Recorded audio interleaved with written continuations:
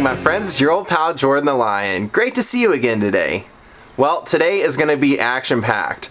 I kind of set this up yesterday. I was actually in the neighborhood. I saw that they were open, and I went in and I talked to the Garry Marshall Theater. Now, Garry Marshall may sound familiar to you, and he probably should. He is responsible for so much in the entertainment business over the last 40 years. He was a great actor. He was in A League of Their Own. He did some of the voices for The Simpsons. He was in tons of stuff. He was the director of Pretty Woman. He created Happy Days, The Odd Couple. Just a heavyweight in this business, and one of those people that every time you meet somebody that ever knew him, they have nothing but great stories. I've known 4 people in my life that were friends with him, and all 4 of them actually played on softball teams with him. My old pal Chuck played on a softball team with Garry, and then 3 women I know told me that they worked at a restaurant that Garry used to frequent, and he and his wife would always be there, and Garry had an all-women's softball team, and he would always invite these women to play softball if he liked their personality. So Garry was just a very colorful character, and there's a theater that basically holds his legacy, and I'm going to go show it to you today. Now, I actually stopped in there yesterday to take a look around and ask if they would be okay with me coming in and showing some of the mementos they have on display. And they were so nice. They actually gave me a phone number for somebody there. I called him, and he left me a message basically saying, you absolutely can. Give me a call when you get here, and we do a special screening. What they do is every year they run through Garry's movies, and they pick special nights, and they invite people that were a part of the movie, whether it be the writer or one of the actors or whoever. And they're doing one tonight. They're doing Beaches, and they're actually going to have Mayim Bialik, one of the stars in the movie, and she was also in Blossom. She's in The Big Bang Theory. She's going to be there along with, I believe, the writer, and he invited me to come back. So I think we're going to head over there. I'm going to tell you about all the greatness of Garry Marshall. We're going to look inside, and hopefully, if they're still down with it, I'll come back tonight and I'll show you a little bit of the festivities tonight. So Daze with Jordan the Lion honoring Garry Marshall begins now. Kind of a bummer we're having a rainy day. Well, like I said, Garry Marshall is one of the most beloved people in all of Hollywood history, and he always accredited his success to being the guy who did everything. He was a writer, he was an actor, he was a director, he was a producer, he did plays, he did movies, he did TV, he did everything he could get his hands into. And he actually started out in New York with his sister Penny, and he had another sister named Ronnie who would become a casting agent. Penny would become a director and actress, and it all started with him being a very sickly boy and a hypochondriac. You see, Garry had a condition where a doctor came and looked at him and actually told his parents that the weather in New York, where they lived in Brooklyn, was just so bad that they said if he didn't move to Arizona, he would die. And so he said, you know, crazy me, he said the next morning I wake up, I'm getting my bags out, I'm ready to start packing, I'm walking around the house and nobody else is packing their bags, and I go, aren't we moving to Arizona? And his dad said, we can't afford to move to Arizona. So he said from there on, he said, I became a hypochondriac, and he said any day that I woke up that I wasn't sick was a good day. Now, he said he kind of eked his way through high school and then ended up getting into college, and he said his parents' real goal for him was just to get out of New York, so he ended up going to college at Northwestern in Chicago. Now, he said his first gig in any kind of writing at all is, he said it all kind of came from being a sickly kid. He said all I could do was read, and even though he said I had really bad eyesight, he said I wasn't supposed to read. So he said when everybody would go to bed, I would pull a flashlight out and I would cover one eye and I would read books. And he said, so I wanted to be a writer, and I thought you could really only make a living writing, you know, journalistic type stuff. So he said I started doing sports, and when I went to Northwestern, he said you had to be funny there because they were so bad in those days they never won games. So he actually said it was while he was living in Chicago that his kind of life made the big turn. He said that he would play drums every night in clubs for money to eat. And he said, during those days I made a friend named Fred Freeman. And Fred Freeman was an aspiring writer as well. And he said, Fred Freeman, he said, he's the kind of guy that somebody like me needs. Garry said, I was never motivated. And he said, The number one thing I can advise anyone who has no motivation to do is find somebody that is motivated. And he said, Fred was that man, and he talked me into, we would write jokes, and when I would perform playing drums, he said, I would always slide the jokes to the comedian and try and get them to buy our jokes. Now he said nobody ever bought the jokes. In fact, he said one well-known comedian, he wouldn't say who it was, he said he gave him a whole typed out list of jokes that he had written. The guy pulled out a lighter and burned it right in front of him and dropped it into the trash can. He said, I never hired that guy when I became a producer or a director or anything. He said, I always remembered that. Now he actually said nobody ever bought the jokes, but he said then all of a sudden they would be using the jokes on the Tonight Show. And he said, I kind of got mad about that. And then he said, Fred said, don't worry about it. He goes, if they use our jokes, that means comedians always remember who got them a laugh. And he said, they'll be back, and then we'll force them to pay us. And he said that's exactly what would happen. Eventually people would start getting laughs off of our material, and they would come asking for more. He said, but they would never pay us. They would always just barter stuff with us. He said they would, you know, if we didn't have any groceries, I would come home, and next thing I know, Fred had gotten them to furnish our entire refrigerator, or we would have an entire suit, or, you know, something that they bartered out for our jokes.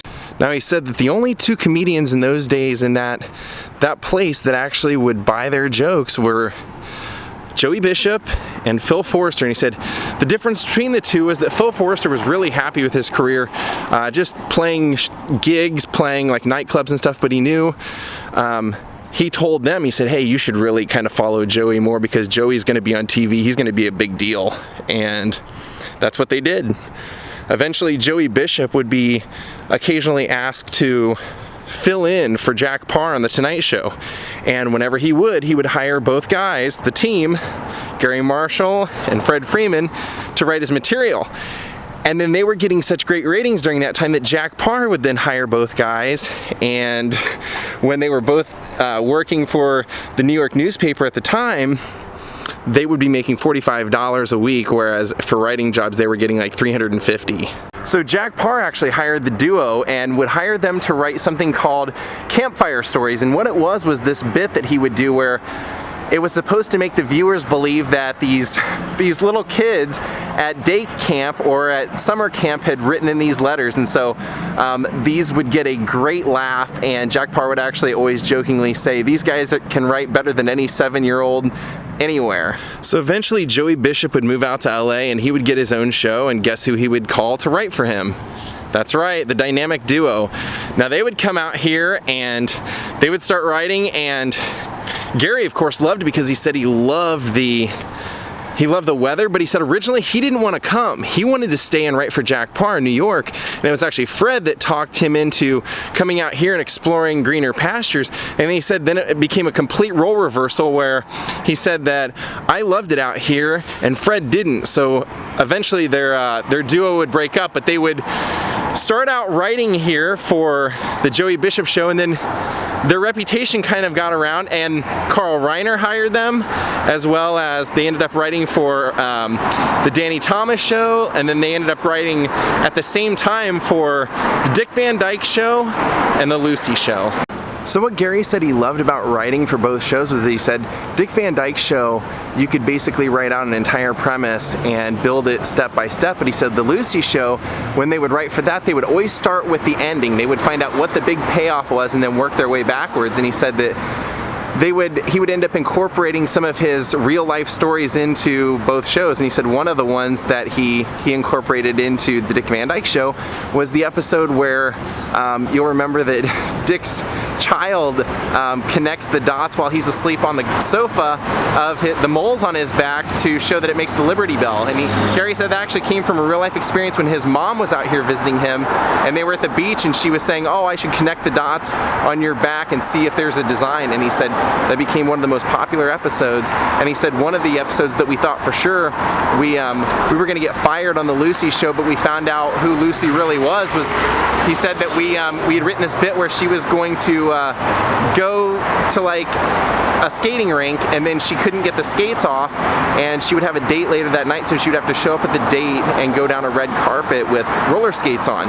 And she was supposed to go right down the red carpet and go underneath the table that two waiters were holding, but they said that they actually had a mishap, and she crashed into the waiters and fell to the floor and everything, and they're like, oh, that's it, we're done. And she actually said, no, that's my fault, I mistimed it, you guys are doing great, keep doing it. And basically gave them carte blanche to write more bits like that, and they said anything that we would write for Lucy, she would do. She was that much of a professional and a comedian. Now, Garry also said at this time that their writing duo had become so popular that everybody was trying to hire them, but you had to keep loyalty, so they said whenever like Gomer Pyle or the Danny Thomas Show would want to hire them and they were already working for Lucy or Dick Van Dyke, they actually came up with two Japanese names that would become their pseudonyms, and they registered them with the guild and everything, and they said so all of a sudden the hottest writing team in Hollywood at that time for television were these two Japanese writers that nobody had ever seen. Now here's the theater.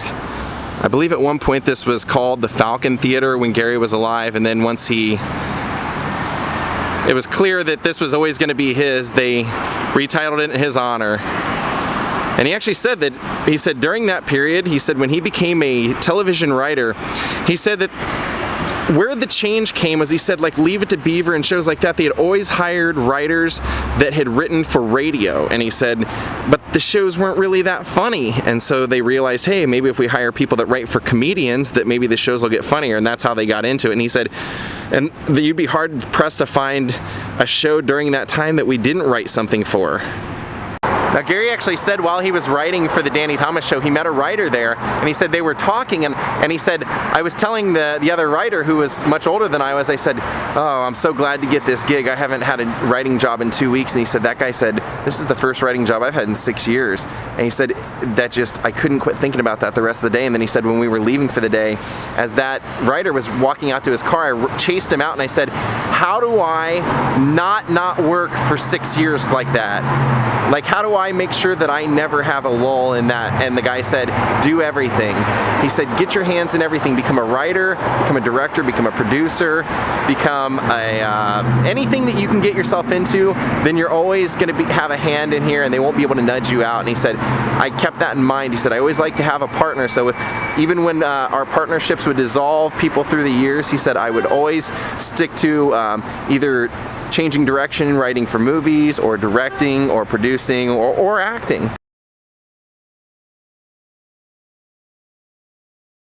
Now, Garry actually said that during this time, he said, we were writing so much that he said, I developed a nervous shake where my hands wouldn't stop shaking, and he said it was just because we were completely exhausted. So he said, I decided to retire, and I moved to Palm Springs for a year, and I started playing softball again and just having fun. And he said, then all of a sudden I was inspired to start writing a play, and nothing ever came of the play at the time. He said, but we had always written, he said, Fred and I had written pilots together. And he said, so when we decided to dissolve our partnership, he said I started working with a man named Jerry Belson, and he said Jerry and I had written a few pilots, and all of a sudden I get a call and he says, they bought our pilot for Hey Landlord. And he's like, what? Are you serious? He goes, yeah, they bought our pilot for Hey Landlord, and they're going to make us producers. And so he said the first thing that we did as producers is we made ourselves directors. He said we knew nobody was ever going to hire us to be directors, but if we made ourselves the producers, or since we were getting offered to be producers, he said we could make it so that each one of us could direct at least one episode, and then we could register with the Directors Guild, and that's how we got into it. And he said also being the producer, whenever an actor would get sick or not be able to show up and it was too close to the taping, maybe the day before the taping, he said we would cast ourselves. And he said, and since Jerry didn't want to be an actor, he said I would always cast myself, and that's how I became an actor.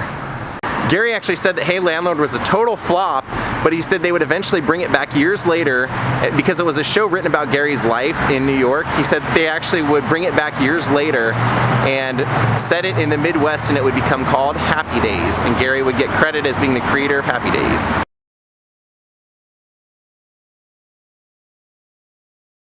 Now, Garry actually said another one of his true life experiences that ended up on a television show was his experience getting a library card. He said, a friend of mine told me about getting a library card when I was a kid, and I just couldn't believe that you could get one for free.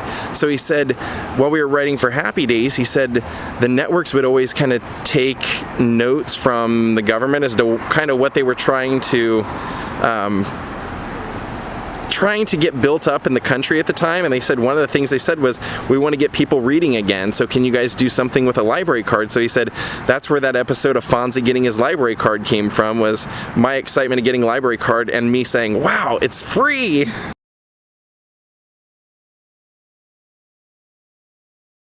Now, Garry was actually the creator of The Odd Couple, and he said when The Odd Couple originally came out, he said it was doing really bad, and he said Tony Randall went on The Tonight Show as a guest and actually made a plea and just said, hey, we have a show, it's got a lot of promise, but it's doing really bad. And he said, he goes, can all the fans that watch this write to the network and tell them that we want to get rid of the laugh track, we want a live audience, and that we need a 3-camera show? And he said people started writing in, and they did it, and that was actually what the success to The Odd Couple was. And he said it was a real crowning achievement when they actually got Neil Simon, who wrote The Odd Couple, to appear on the show, and actually wrote Garry Marshall a letter saying, you know, when this first came out I hated the idea, but I gotta admit that my daughter has me watching it and I'm enjoying it. Now, he also said during this time he would produce another movie, and he actually 2 movies. He said one of them was starring Debbie Reynolds, and he said we were going to do a press conference or a meeting, and I went up to her before and I said, look, I've never done this before, I don't know what I'm doing, can you give me some pointers, can you give me any help? And she said, when we're in there, ask me about my period. And I go, what? And she said, ask me about my period. And she walked away, and he said, so we go into the meeting, and I'm sitting here thinking to myself, she couldn't mean what I think, but he said, she's the expert. So when she asks for any questions or anything, I raise my hand and I say, when is your menstrual cycle, Miss Reynolds? And she goes, oh my God, what a great producer, what a great question, because we're gonna have swimming scenes. That's a brilliant idea, or that's a brilliant thing to ask. And he said, wow, she really helped me out there. He said she was one of the nicest people he ever worked with.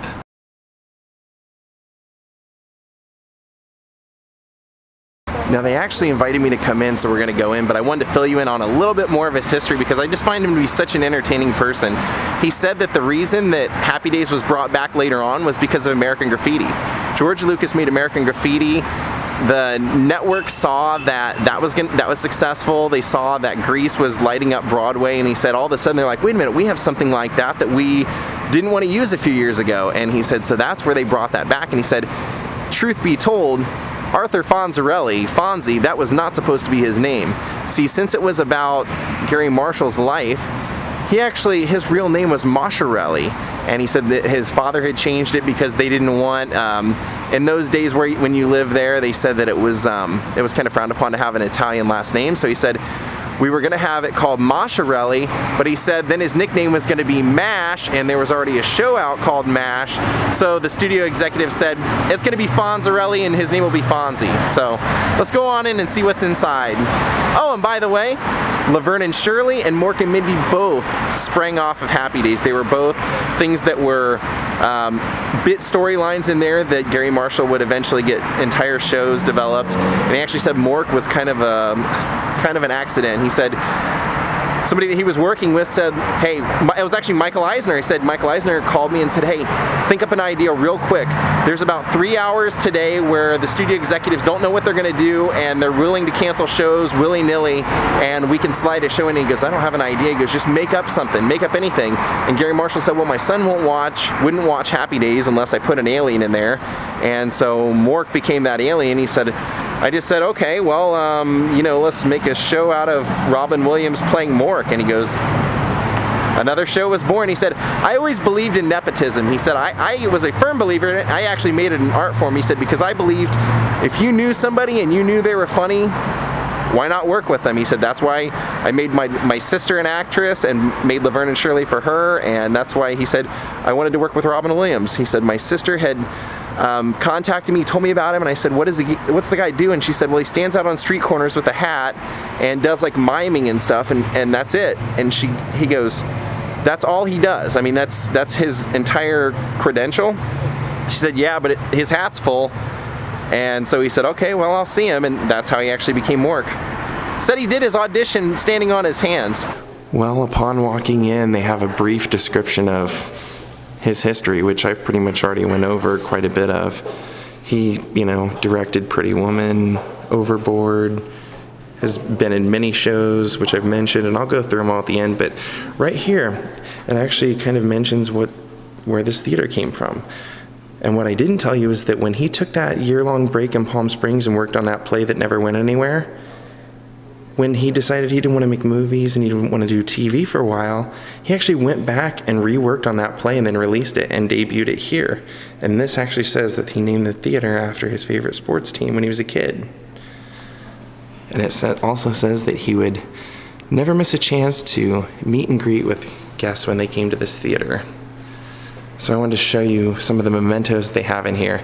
Now, I told you he got his start with Joey Bishop when he would host The Tonight Show, but he actually also said in an interview that he said he credited Joey Bishop with his entire career because he said Joey Bishop was just a different kind of comic and he was loyal. He said when Joey Bishop would want to fly them out here before he actually got his own show, he said that they would both get plane tickets. He and Fred would both get plane tickets and they would immediately cash them in for bus tickets so they could keep the extra money. And when Joey Bishop got his own show, he said, okay, I need you to get here quick so no more cashing in the plane tickets for train tickets or bus tickets. Now this is Garry's Happy Days jacket. And then the little plaque here actually says that it was written about Garry's personal life. It was filmed in Paramount Studios Stage 19, and he said that Garry insisted that it be filmed in front of a live studio audience. And it also says, while on a vacation with his family in Monterey, California, Marshall invented the character Pinky Tuscadero when their wood-paneled station wagon broke down in Atascadero. Sorry, I've never seen that name before, Atascadero.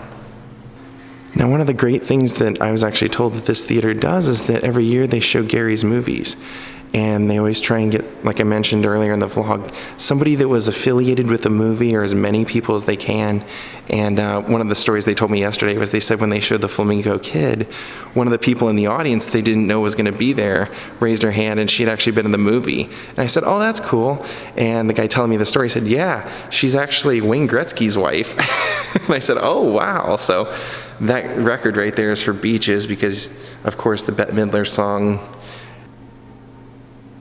I don't recall. I haven't seen the movie in a while, but I might be here for it tonight. And then, of course, Pretty Woman.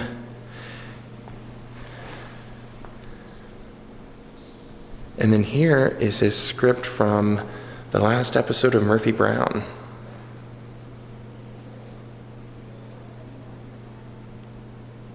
Lily Tomlin, and there's his signature, Garry Marshall.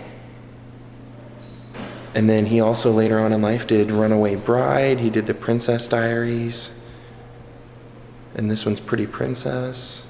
Crazy stories that I actually heard Garry also tell is that he said when Thailand bought the rights to show in syndication Laverne and Shirley, they didn't want the women to get the impression that they could live alone or have jobs or anything, so he said there was always a big subtitle running under the very bottom of the screen that said from the insane asylum to let people know that they were both women were supposed to be insane. And then this is a sculpture called the Falconer, and it says that it was famed sculptor Albert Brenner served as art director for 6 of Marshall's films, including Valentine's Day, Georgia Rule, The Princess Diaries 2, Dear God, Frankie and Johnny, Pretty Woman, and Beaches. And it says that this was a gift to Garry Marshall celebrating his Falcon Theater.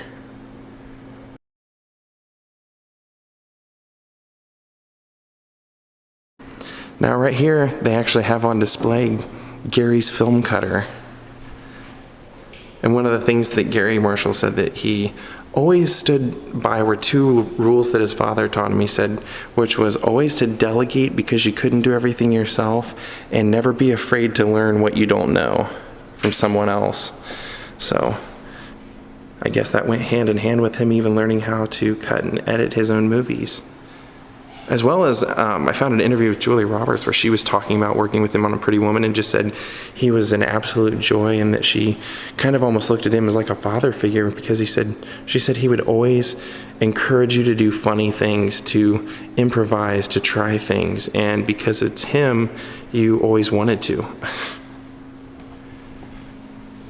Now here they have a showcase of different awards and different mementos and different things that go hand in hand with his career, and here's a 2017 Disney Legends Award, which that is pretty cool. And then down here, the Laverne and Shirley board game, a Mork and Mindy Pam Dauber, and then down here you had all the Happy Days cast on glasses. And he actually said that he had a running joke. He always called Ron Howard the person who laid pipe on Happy Days, because he said that was a term that if you had an actor who always held the show together and always you could count on to do a bulk of the storyline, he said you called them the person that laid pipe. And so he said on Ron Howard's last day, he had a bunch of workers walk through with pipe as a thank you. Now that's actually a note that was sent into the studio, and it says, "Dear ABC, I think that it is not fair that you shut off Happy Days and Laverne and Shirley for an election. I protest." And then down here is his Hollywood Star Walk of Fame ceremonial award or plaque. And then here, he was also in Korea, believe it or not. As sickly as he was, he served in Korea. So that's his medal from Korea. And then over here shows his short-lived opening on Broadway of something he did called The Roast. It was a play. And then Wrong Way at Lungfish. Here's his Chicken Little figures, a TV Land Award, the Camp Marshall mount with the Paramount logo.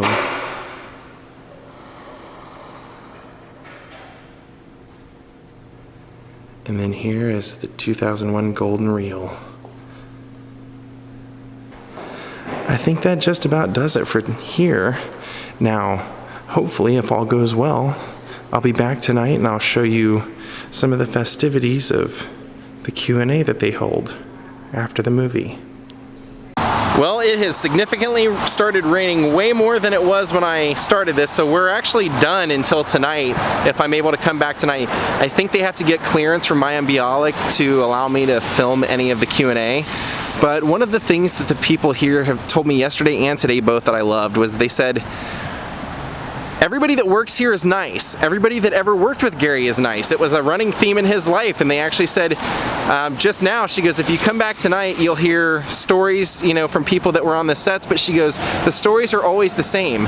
It's always people telling how Garry formed a family during this production and made everyone feel welcome and just made it a total joy to be on the project. And that's pretty much what you hear from everyone. I found an interview with Goldie Hawn's daughter, Kate, and she said when I was on the set of Overboard, he would let me say action, and people said the same thing when his sons or his children were on set, he would allow them to say action and cut and things like that while they were filming. So what a great guy. Glad this theater exists. That's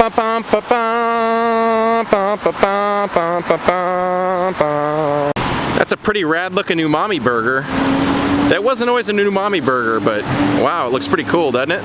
And just to show you how old school I am, here's the Mork action figure that I got at Trader's World. Gosh, I don't know, maybe 12 years ago when I went back for a visit one time. Found it in a dollar bin. But it's mine now. Nanu, Nanu. Well, Jeffrey, I didn't get a call back from the theater, and it's been pouring down rain all day, and people in LA can't drive in the rain, so I think I'm going to stay in and call it a night. I want to thank Bruce Sage for making a donation today, and everyone else. We'll see y'all tomorrow. Goodbye.